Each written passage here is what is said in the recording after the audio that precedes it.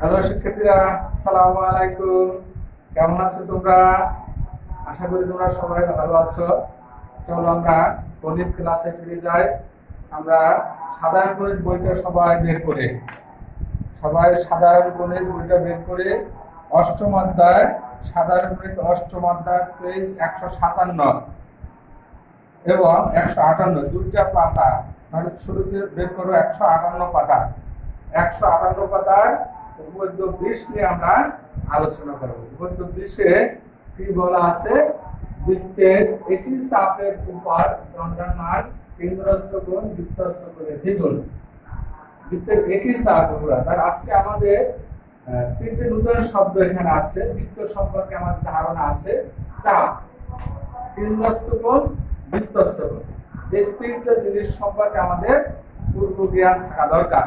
আজকের উপপাদ্য বুঝতে হলে তাহলে আমাদের চাপ, বৃত্তস্থ কোণ, কেন্দ্রস্থ কোণ তিনটা ধারণা থাকা দরকার। চাপ বলতে আমরা কি বুঝি? আমরা জানি যে বৃত্তের দৈর্ঘ্যকে বৃত্তের পরিধি বলা হয়। এটা হচ্ছে বৃত্ত, বৃত্তের দৈর্ঘ্যকে বৃত্তের পরিধি বলা হয়। পরিধির যে কোনো একটা অংশকে চাপ বলা হয়। তাহলে আমরা আরো একটু ব্যাখ্যা দিয়ে বলি, পরিধির উপর যদি দুটো বিন্দু নেওয়া হয়, এই বিন্দু দুটার মধ্যের অংশকে, তাহলে এখানে বি এবং সি দুটো বিন্দু নেওয়া হচ্ছে। তাহলে বিসি এর মধ্যের অংশ বি থেকে সি পর্যন্ত, এখানে একটা বিন্দু পি দেই, বিপিসি এটা একটা চাপ। তাহলে আবার উপরে একটা বিন্দু আমরা এ দেই, এ বিএসি এটা একটা চাপ। তাহলে দুটো চাপ এখানে পাইলাম। কি কি?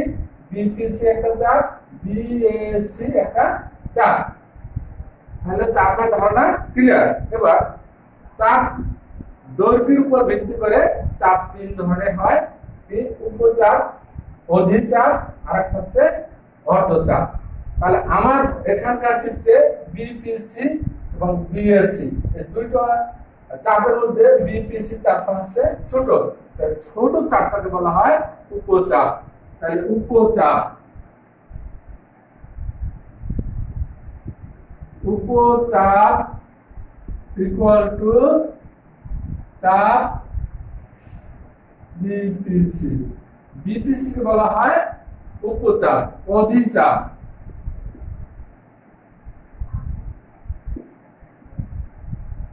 অধিচাপ কোনটা? চাপ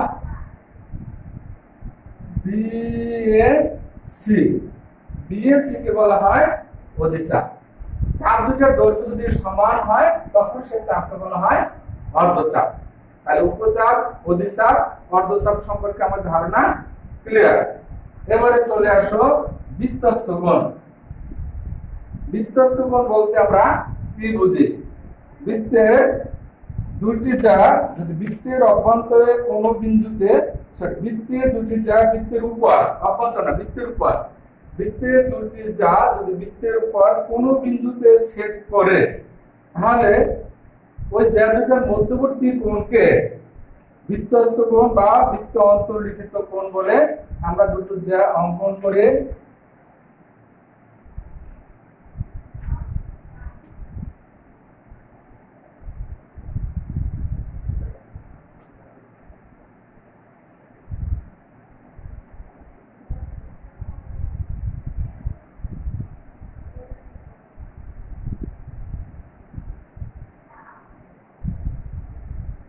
তাহলে কি বলছিলাম আমরা? বৃত্তস্থ কোণের সংজ্ঞা, বৃত্তের দুটি যা কোনো বৃত্তের উপর কোনো বিন্দুতে ছেদ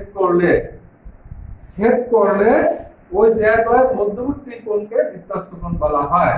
তাহলে উপনিষ্ঠ বৃত্তের এবি এবং এসসি দুটি যা এ বিন্দুতে ছেদ করেছে, তাহলে এ বিন্দুতে বিএসি কোণ উৎপন্ন হয়েছে। অর্থাৎ এবি এবং এসি জায়গার মধ্যবর্তী কোণ হচ্ছে বিএসি। তাহলে বিএসি কোণকে বলা হয় বৃত্তস্থ কোণ। আবার আমরা সংজ্ঞাটা বলি, বৃত্তের দুটি যা বৃত্তের উপরে কোনো বিন্দুতে ছেদ করলে ওই জায়গায় মধ্যবর্তী কোণকে বৃত্তস্থ কোণ বা বৃত্তে অন্তর্লিখিত কোণ বলা হয়। বৃত্তস্থ কোণ কোনটা? বিএসি। বিএসি বৃত্তস্থ কোণ হচ্ছে বিএসি। বিএসি কোণকে বৃত্তস্থ কোণ বলা হয়। বৃত্তস্থ কোণ ইকুয়াল টু কোণ বিএসি। এবার কেন্দ্রস্থ কোণ। কেন্দ্রস্থ কোণের সংজ্ঞা বলি,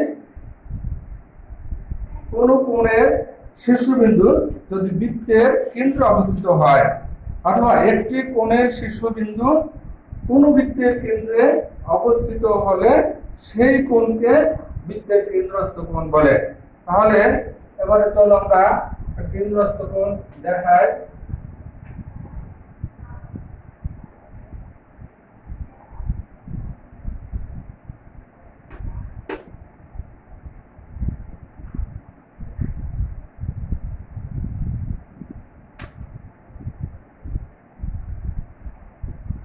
কি বলছি সংজ্ঞা, কোন কোণের শীর্ষবিন্দু বা একটি কোণের শীর্ষবিন্দু কোন বৃত্তের কেন্দ্রে অবস্থিত হলে, একটি কোণের শীর্ষবিন্দু কোন বৃত্তের কেন্দ্রে অবস্থিত হলে সেই কোণকে বলা হয় কেন্দ্রস্থ কোণ। তাহলে বি ও সি একটা কোণ, এই কোণটাকে বলা হয় কেন্দ্রস্থ কোণ। তাহলে কারণ এই কোণের শীর্ষবিন্দু বৃত্তের কেন্দ্রে অবস্থিত। তাহলে কেন্দ্রস্থ কোণ কোনটা? বিওসি। বিওসি হচ্ছে কেন্দ্রস্থ কোণ। তাহলে কেন্দ্রস্থ কোণ কোন চাপের উপর অবস্থিত? বিপিসি। বিপিসি চাপের উপর অবস্থিত বা বিপিসি চাপের উপর দণ্ডমান। বৃত্তস্থ কোণ বিএসি, এটা বিপিসি চাপের উপর দণ্ডমান। ঠিক আছে, তাহলে আমরা বিপিসি বা বিসি একই চাপ, পি বিন্দুটা আমরা দিলাম। তাহলে আমরা কি পাইলাম? কেন্দ্রস্থ কোণ, বৃত্তস্থ কোণ, চাপ। এর সংজ্ঞা সম্পর্কে আমার ধারণা ক্লিয়ার। আবার আমরা একটু ধারণা আবার দিয়ে দিচ্ছি। বৃত্তের দুটি যে পরিধিপর কোন বিন্দুতে ছেদ করলে ছেদ বিন্দুতে যে কোণ উৎপন্ন হয় তাকে বলা হয় বৃত্তস্থ কোণ। বিএসি একটা বৃত্তস্থ কোণ। আবার একটি কোণের শীর্ষবিন্দু বৃত্তের কেন্দ্রে অবস্থিত হলে তখন সেই কোণকে বলা হয় কেন্দ্রস্থ কোণ। বিওসি হচ্ছে কেন্দ্রস্থ কোণ। উভয়ই বিসি চাপের উপর দণ্ডায়মান। এবার চলো আজকের আলোচ্য বিষয় উপপাদ্য 20 আমরা প্রমাণ করব। 20 প্রমাণে বলা ছিল বৃত্তের একই চাপের উপর দণ্ডায়মান কেন্দ্রস্থ কোণ বৃত্তস্থ কোণের দ্বিগুণ। তাহলে চাপ, কেন্দ্রস্থ কোণ, বৃত্তস্থ কোণ সম্পর্কে ধারণা ক্লিয়ার হয়েছে। তাহলে আমাদের বিশেষ নির্বাচন মনে করি ও কেন্দ্রবিশিষ্ট এবিসি একটা বৃত্ত, একই চাপ বিসি এর উপর, কোন একই চাপ বিসি এর উপর কেন্দ্রস্থ কোণ বিওসি এবং বৃত্তস্থ কোণ বিএসি প্রমাণ করতে হবে। কি প্রমাণ করতে হবে? প্রমাণ করতে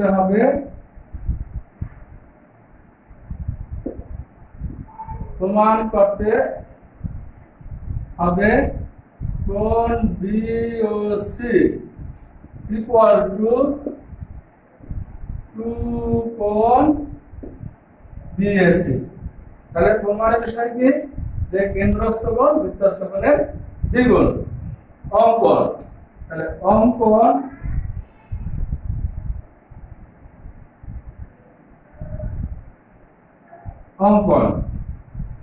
অঙ্কন এসি রেখা কেন্দ্রগামী নয়। তাহলে কেন্দ্রগামী এডি রেখা আছে।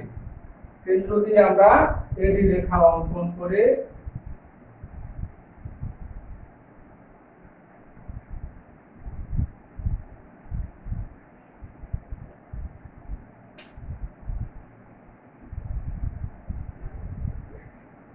কি বলছি আমরা? এসি রেখা কেন্দ্রগামী নয়। তাহলে কেন্দ্রগামী এডি রেখা অঙ্কন করি। তাহলে অঙ্কন শেষ। আবার আমরা অঙ্কনটা রিপিট করতেছি। অঙ্কনে বলবো এসি রেখা কেন্দ্রগামী নয়, তাই কেন্দ্রগামী এডি রেখা অঙ্কন করে। প্রমাণে দিয়ে বলবা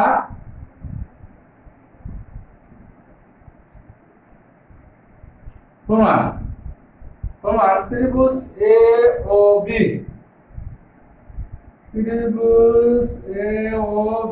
এ কি মিল আছে দেখো, ও এ ইকুয়াল টু ও বি। কারণ কি বলো তো, তোমরা চিন্তা করো। হ্যাঁ, বুঝতে পারছো? কি একই বৃত্তের ব্যাসার্ধ। তাহলে ও এ সমান ও বি, এরা একই বৃত্তের ব্যাসার্ধ। একই বৃত্তের ব্যাসার্ধ হয় তাহলে আমরা বলতে পারি কোণ ও এ বি কোণ ও বি এ, তাহলে এই কোণ সমান এই কোণটা, ঠিক আছে? তাহলে ও এ বি কোণ ও বি এ কোণ, এই দুটো কোণ সমান, কারণ কি সমান সমান বাহুর বিপরীত কোণ সমান। এবার আমার ত্রিভুজ এ ও বি এর বহিস্থ কোণ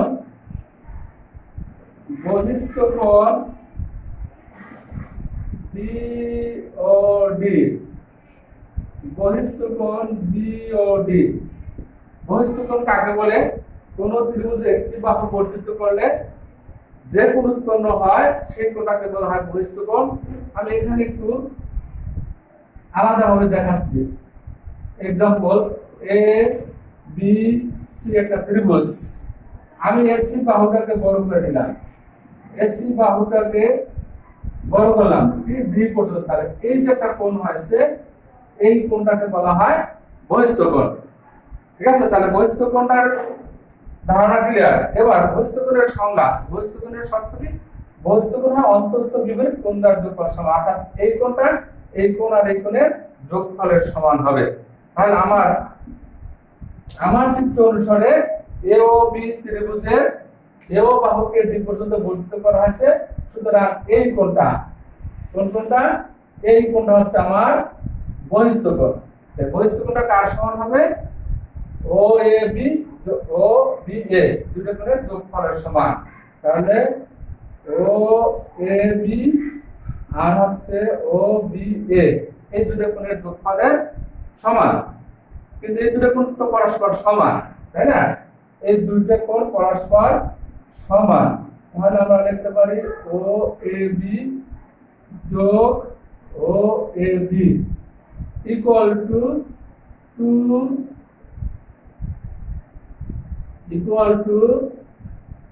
ও এ বি। একদম অনুরূপ ভাবে তাহলে আমরা কি পেলাম? বি ও ডি কোণটা ও এ বি কোণের দ্বিগুণের সমান। অনুরূপ ভাবে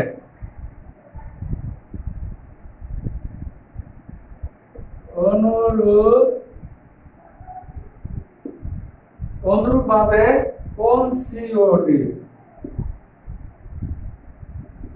সমান 2 ও এ সি কোণ, ও এ সি কোণ। তাহলে বিওডি কোণ সমান 2 ও এ সি কোণ। 1 নম্বর 2 নং যোগ করে পাই। 1 নম্বর 2 নং যোগ করে দাও, 1 যোগ 2। তাহলে যোগ করবা, কিভাবে যোগ করবা? বাম পক্ষ বাম পক্ষে, ডান পক্ষ ডান পক্ষে। বিওডি কোণ যোগ সিওডি কোণ ইকুয়াল টু ডান পক্ষে 2 আছে, এটার সাথে 2 আছে, 2 কমন নিয়ে নাও, 2 ও এ বি যোগ কোণ ও এ সি। এবার খেয়াল করো, বিওডি কোণ যোগ সিওডি কোণ দুটো মিলে কি আসে? বিওসি কোণ। এই দুটো মিলে হয় আমার কোণ BOC equal to 2 common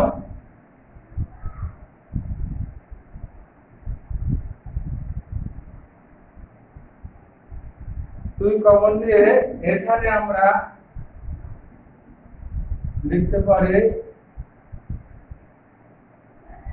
OAB যোগ ওএসি, এই দুটো কোণ মিলে কি হয়? বিএসি কোণ বিএসি। তাহলে বিওসি কোণ ইকুয়াল টু বিএসি কোণ। তাহলে আমরা কি পেলাম? কেন্দ্রস্থ কোণ বৃত্তস্থ কোণের দ্বিগুণ প্রমাণিত হলো, ঠিক আছে?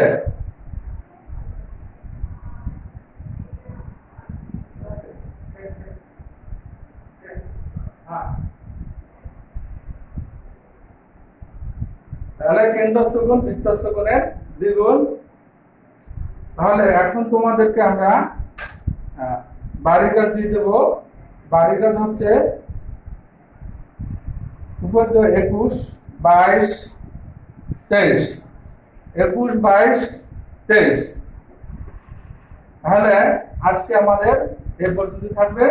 তোমরা ভালো থাকবে, নিরাপদে থাকবে এবং আজকের পড়াটা ভালো করে পড়লাম। সামনে তোমাদের পরীক্ষা। আজকের আমার আলোচনা নবম ও দশম শ্রেণীর উভয় শিক্ষার্থীদের জন্য। উভয় শিক্ষার্থীর জন্যই অষ্টম অধ্যায় বার্ষিক পরীক্ষা থাকবে, টেস্ট পরীক্ষা থাকবে এবং এসসি পরীক্ষা থাকবে। সুতরাং আজকে আলোচনা উভয় শিক্ষার্থীর জন্য, অর্থাৎ নবম ও দশম শ্রেণীর জন্য। সবার প্রতি দোয়া রইল। সবাই ভালো থাকো, নিরাপদ থাকো। আল্লাহ হাফেজ।